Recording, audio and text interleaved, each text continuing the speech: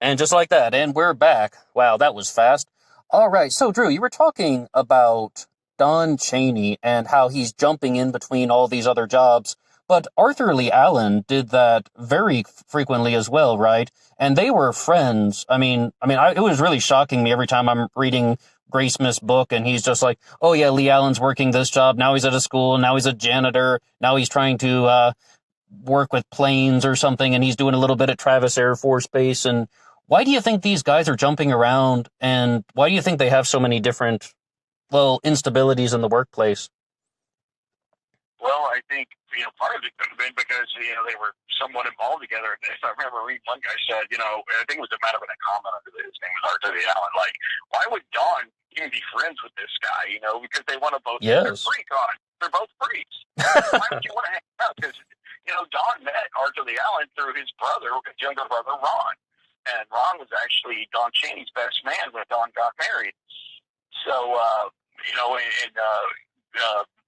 Billy Allen, being Ron's older brother, met Don and they hit it off and became, really close friends. And it was, apparent that Arthur Allen was different. He was already had some problems with children. He got fired from his job at Valley Springs for touching the girl. He said he would always paddle girls, and he was definitely, very boisterous and kind of rough around the edges. But for some reason, those two started being friends and hanging out together. And you wonder why. What was the big attraction there for these two guys? Well, I would like to ask you that same question. Like, why would Don Cheney choose Arthur Lee Allen as the person to vilify? I mean, he sounds like a really crappy friend if he's going to try and turn this guy into the Zodiac killer suspect. I mean, what's going on there?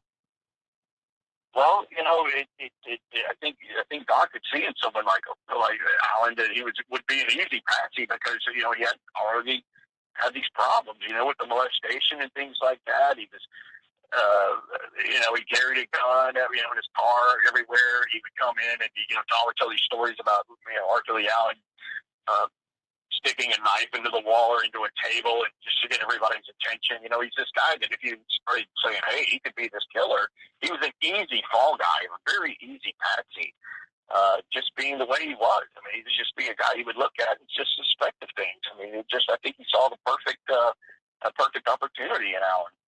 Okay, you just seem like Allen's displaying a lot of deviant behavior, and people are going to dislike him because he's a child molester. So why not just throw him under the bus because he's kind of a scumbag anyway? Even Don Cheney would agree. Oh, absolutely, all day long. Back when all this happened, and Don tells this story where Arthur Lee Allen, I think this happened in '67, where they were on I think it was a boating trip, and Don's daughter was pretty young at the time. I think she was like 3.5 years old, and she, as Don tells it, came to Don and said something like, Uncle Lee touched my bottom. You mean 3.5 years old, right?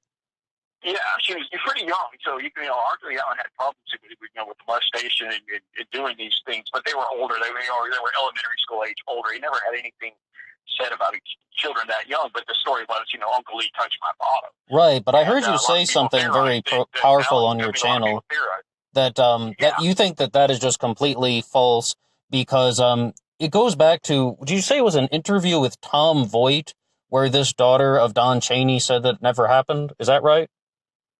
Yes.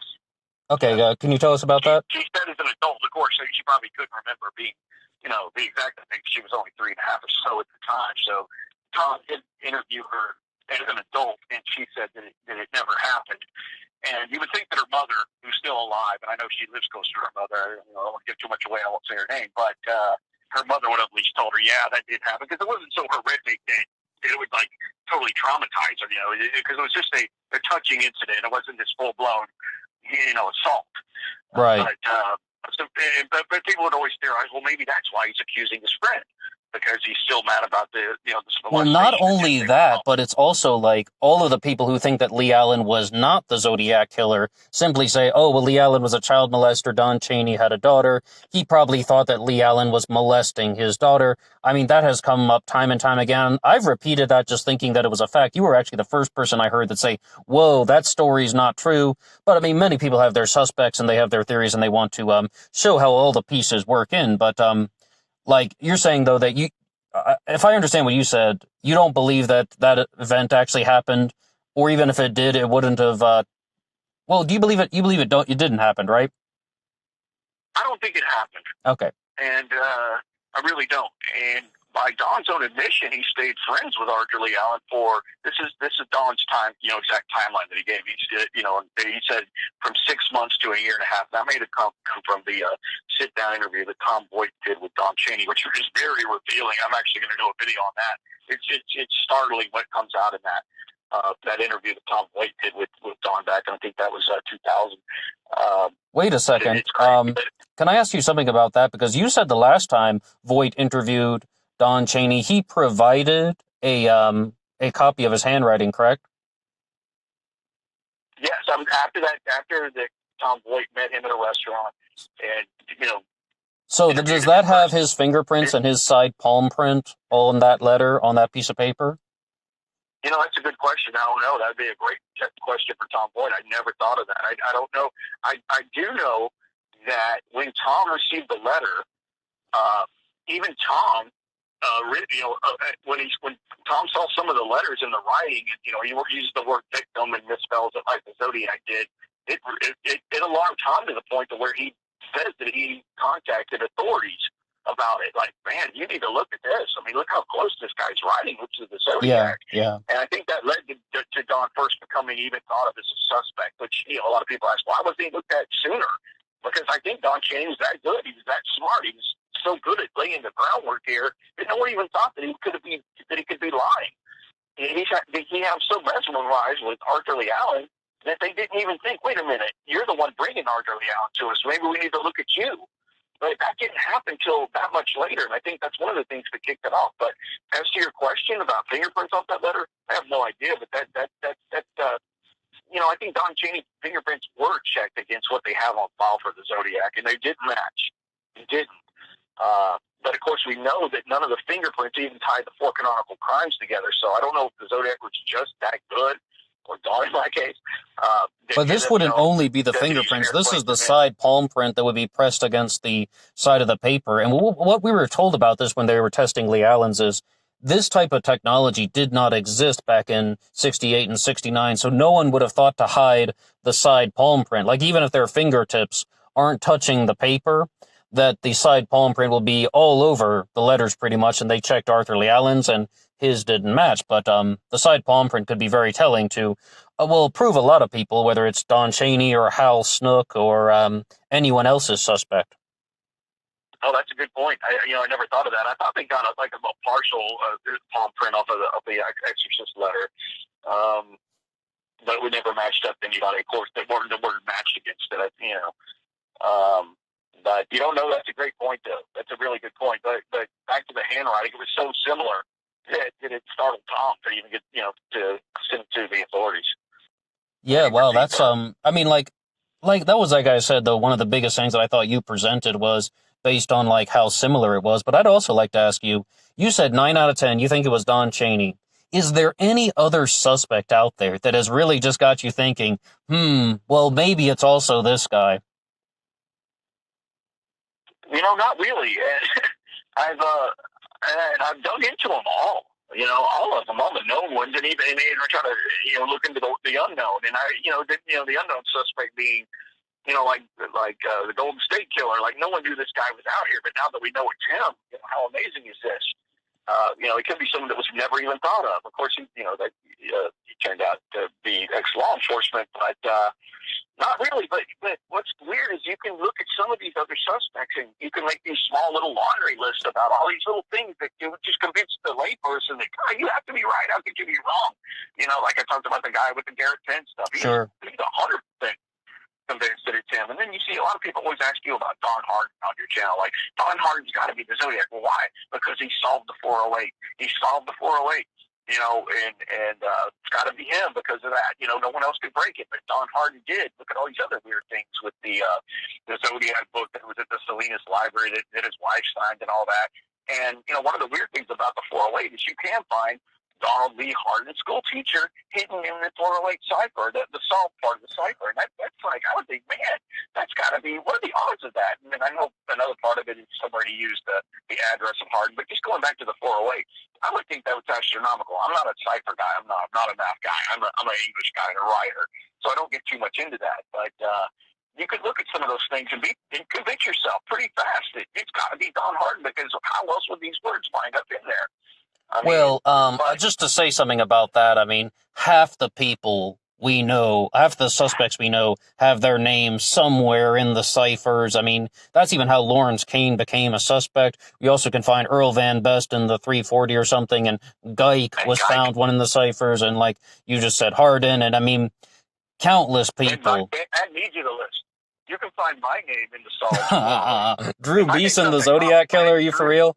Drew Beeson is in there, yes. What cipher? Line. In the 408, yeah. In the uncoded line?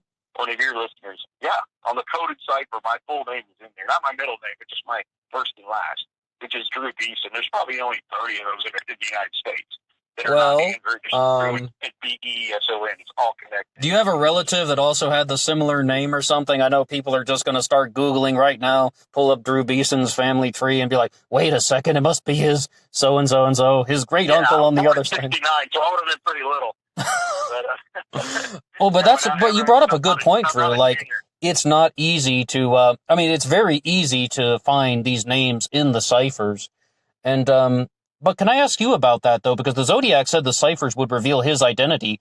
What about Donald Cheney? How does Don Cheney factor into all of this? In the ciphers, I mean. Where he factors in is I don't think he ever really gave his name in the ciphers. And a lot of other can be gibberish. I know Orange Check does all these videos and stuff, and they haven't been broken. I don't think they ever will be. I don't think the bottom of the 408 will ever be solved. His name was in there. It was probably just some kind of thing to lead people astray. With Donald Cheney, I believe that he first, because we know the Zodiac was into reading the newspapers. You didn't have the internet back then, but I think he really read the newspapers. And if I'm right about Don Cheney being the Zodiac, he grew up in Bakersfield, California. They had a really good newspaper there for the years that Don grew up called the Bakersfield Californian. And in that newspaper, there was a guy that owned a print shop. It was like, they made photostatic copies, and they did maps and stuff like that. His name was Earl Price. He was an ex-West Point guy, and he started operating the shop in the late 40s, all through the 1950s, and Don was born in 34. So he would have definitely seen these ads done by Earl Price, and what Earl Price would do is he put ciphers in his ads in the newspaper in the Bakersfield, California, and he said, if you can solve this cipher, I'll give you a $10 prize. And $10 back in the early 1950s was the equivalent to like $95 now. Pretty nice prize. Sounds pretty good. And I don't know, I can't say that Don ever saw one or ever got the prize, but I can tell you he definitely would have been exposed to ciphers, reading that newspaper as a young person, all the way up through college when he went to Bakersfield Junior College. Would have seen ciphers and would have been exposed to at least the concept of ciphering. He could actually walk to Earl Price's shop from where he lived at 1308 Main Street.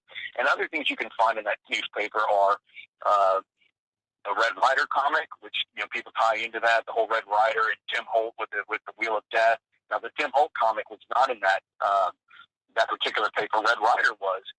But, can you tell us more about the Tim Holt comic and the Wheel of Death? Absolutely. Yeah, for the people that I know a lot of your listeners probably already know because they know the case so well. But to the ones that don't, one of the Zodiac, including like we talked about when he wrote the dates of his crimes on the car door at Lake Berryessa, he wrote the first three out by the dates themselves, and he wrote by knife. For the Lake Berryessa, it was the first crime by knife, and a researcher that goes by Tahoe 27. It's a female, and I know her real name, but I won't say it. But most Zodiac people that have been on the message boards have seen posts from her over the years. Really hardcore Zodiac researcher. It goes under Tahoe 27. It's found out that she thinks that the Zodiac Halloween card, also set on the back by fire, by knife, by gun, was inspired by an issue of a comic book called Tim Holt. And Tim Holt was a real American actor, but he was portrayed in these comic books. And on one of them, it showed a lady spinning a wheel, and they called it the death wheel, where it had, that she'd spin the wheel and it'd land on by knife, by gun, different ways that they were going to kill you. So she surmised that that's probably where the Zodiac got inspired to come up with that phrase. And she's not in, and it's mainly, referred to in the Zodiac correspondence called the Halloween card that was sent to reporter Paul Avery, which is a very interesting tie to Don Cheney. Don't let me forget to talk about that. But anyway, she surmised that it came from a Tim Holt comic, and I believe that. Even though I know she doesn't, she personally isn't even convinced that the Halloween card is authentic Zodiac correspondence. I am. She's not, but the by rope, by knife, by gun, by fire is also a possible solution to the 340 cipher, where there's a 9x9 grid in the center that says slaves in paradise, and then you'll find by rope, by knife, by gun, by fire. So it's highly possible, but what I have to ask is, where's the crime committed by fire, and where's the crime committed by rope? I mean, we do have rope at Lake Berryessa, but what is your response to that? The Wheel of Death seems incomplete. Yeah, the Wheel of Death does seem incomplete, and it just seems like maybe he couldn't finish his cycle, or it's just he was obviously inspired by the Death Wheel. And now, I know it appeared in a few other places other than the Tim Holt comic, but I believe that the most known would have been the Tim Holt comic.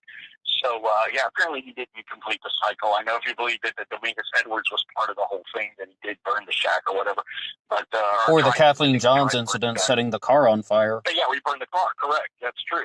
But I don't know. Maybe he just didn't complete it. But I feel kind of comfortable that it probably did come from Tim Holt, because looking at Don in Bakersfield, Tim Holt actually came to Bakersfield in 1949 for a Boy Scout a ceremony where some Eagle Scouts were getting their Eagle Scout. And I know at the time that happened, Don Cheney was a Boy Scout in Bakersfield.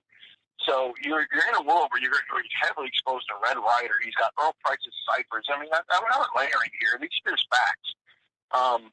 Where he would have been in an environment where he would have been exposed to a lot of the stuff that you do see coming back into the letters with Tim Holt, Red Ryder. They talk about the Flying BF Ranch logo that you see that was on the Halloween card. Okay, then, Drew, I would like to ask you a big thing.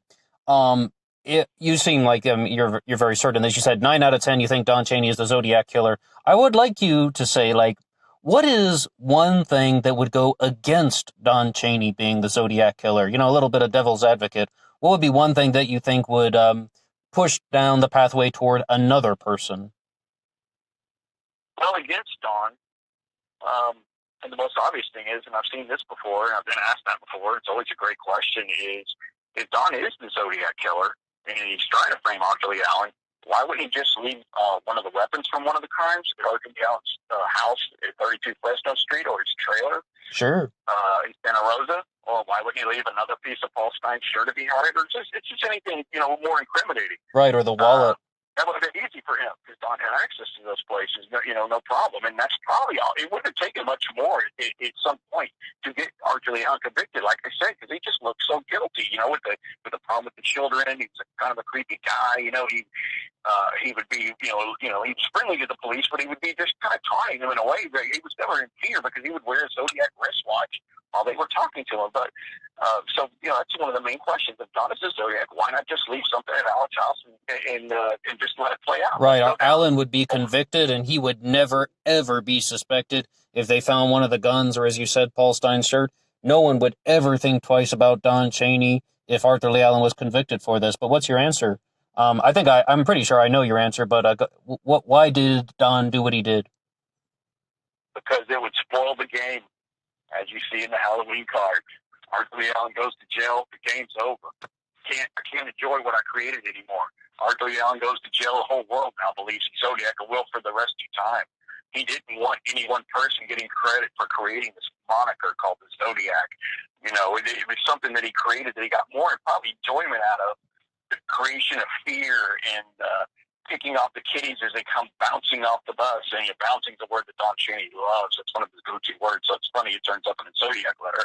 But it's creating this whole thing, kind of like the BTK killing with Dennis Rader, when it was at one of the anniversary of one of the BTK crimes where he knew it was coming up on the anniversary, so he started sending correspondence out to the police and the newspapers because he wanted to kind of capitalize on what he created, enjoy reliving what he made, and that led to him being captured, of course, in the case of BTK. But even Gradesmith will say one of the his name was Arthur Allen that that he was told by Detective Tosky that often the killer will insert himself later into the crime in the guise of helping.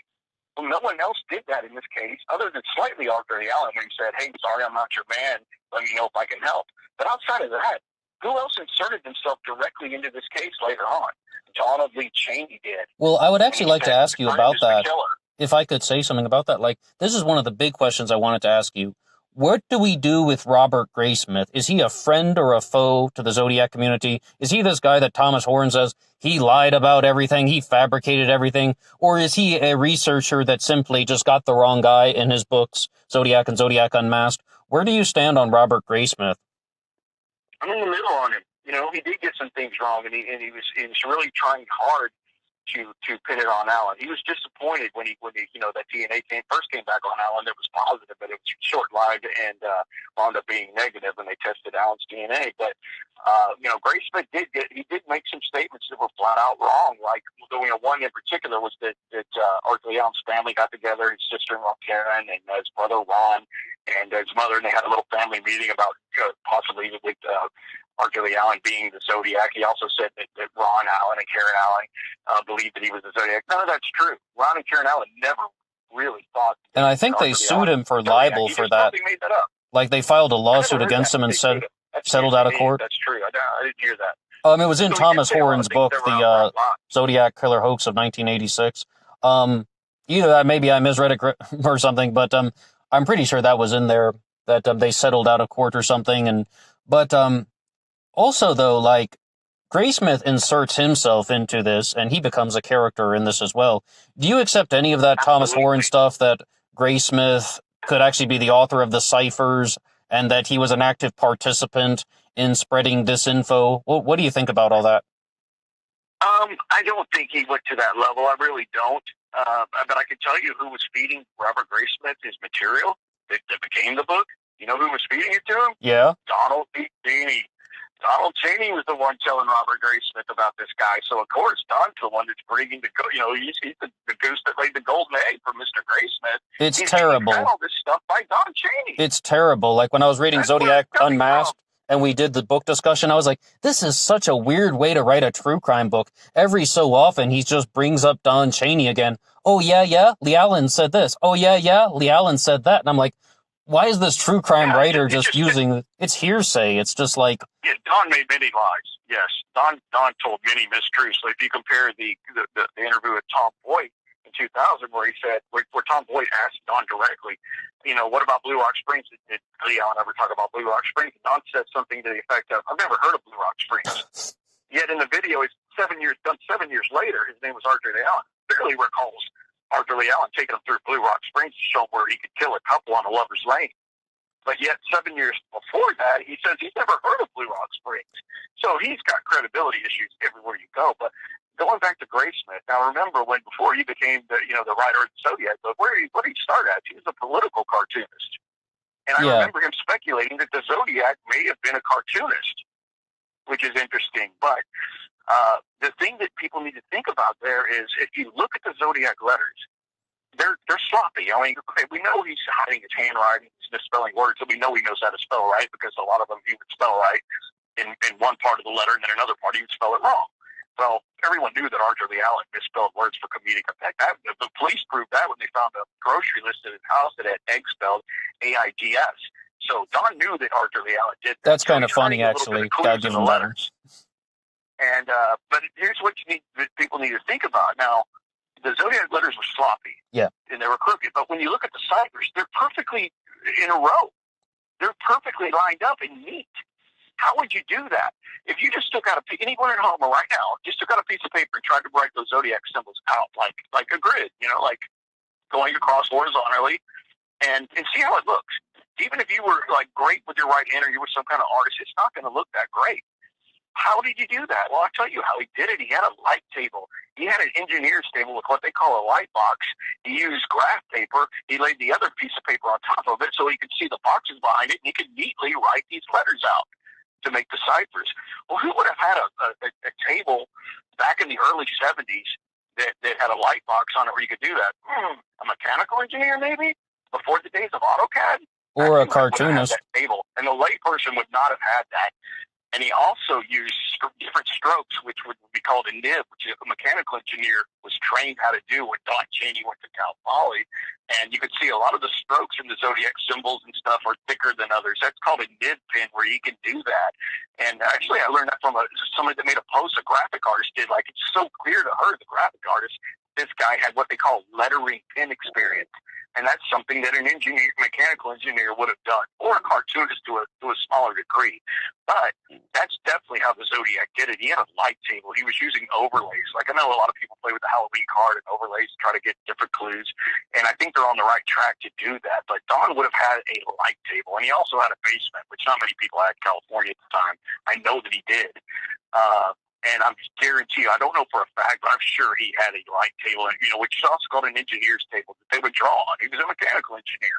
I'm sure he had one. That tells you how those things were written. And a lay person couldn't have done that. They just couldn't. They wouldn't have known. Can I ask you, though, almost out of time, but I would just like to say, why choose the name Zodiac? There's a lot of things to that. If it's Don, it could have been because he knew that Arthur Allen had a Zodiac wristwatch. Now, he claims that he saw that watch on January 1st, 1969, which, right after Christmas of 68. He said, Arthur Allen told me he got this wristwatch from his mother, and wanted to know if he got stiffed by his mom. So it could have been something as smart as Don picking up on the fact that Allen had that watch and he could type the symbol in later. I don't know for sure, but it could have been he picked it up from that. Actually, Allen got that watch for Christmas 1967, and his brother Ron got an identical Zodiac wristwatch. It was I can't remember the exact model, but it was for a skin diver. Arthur Allen was a skin diver, but I think that's probably where he got it. But it could have come from anywhere. Don had celestial navigation training when he was in the Air Force. Don Cheney was in the Air Force. Remember the wing walker shoe print from Lake Berryessa? Absolutely. Don was in the Air Force for 2 years. And this is one of the biggest finds that I've had lately that I haven't mentioned yet, was that Don Cheney went to Bakersfield College. And, he went to Bakersfield High School, and after high school, he went to Bakersfield College. And that was actually on the same site in Bakersfield High School where Don went.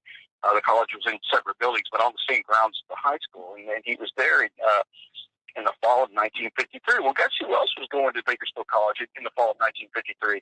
A reporter for the school newspaper named Paul Avery. Oh, my Isn't gosh. that interesting? Yeah. Absolutely. And, and then they did a play production in May of 1953 at Bakersfield College. And guess what the play was? Maybe it's just a coincidence. The Mikado? The Mikado. Oh, my gosh.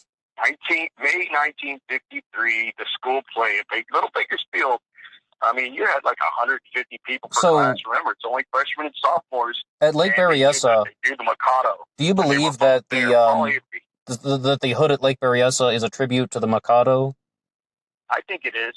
I don't know that for sure, but I think it meant something to him, and everyone knows. Everyone tries to Tiger desperately, in the case of Gary Stewart and Earl Van Best Jr., who said that his father was influenced by the Mikado when he was in Japan. Well, anyone that knows about the Mikado, it was banned in Japan because they saw it as a farce against him, so it was banned for all of that time. Oh, Gary Stewart's an absolute fraud. I'm sorry. Yeah, so but him, like many other people, are desperate to tie their suspect into that play. Well, I can tell you this for a fact. Don Cheney and Paul Avery were going to that little bitty junior college in 1953, and in May of 53, the production was indeed the Mikado. There's your tie. I know some people that really into the case, when they heard that Paul Avery was there at the same time the play was being done, they just lit up thinking that must be something there. I know there are coincidences, especially in a case this old, but really, how many do you need? I mean, you have Air Force with Don. You have the Mikado with 53. You have Avery. And Avery, I can't say for sure that Paul Avery would have known Don Cheney, because Don was kind of in a background kind of guy. Paul Avery was not. He was the director of student assemblies while there, meaning he would have an assembly every Friday morning where Paul Avery would get up, introduce himself, and say, "Hey, today we have a musical act for you, or we have some comedy skits from the other students." he wrote for the school newspaper, which is called the Renegade Rip. That's the first experience Paul Avery had with being a journalist. Well, excuse me then, Drew. Nobody even knew that he went there. I have to ask you then, are you insinuating that Paul Avery was an active participant in distorting Zodiac info, or does he just have a first-hand connection to Don Cheney? I don't know, and I've never thought of that. I considered it. I considered it lightly after reading a couple of posts. I don't think that Paul Avery was the Zodiac killer, number one, and I don't.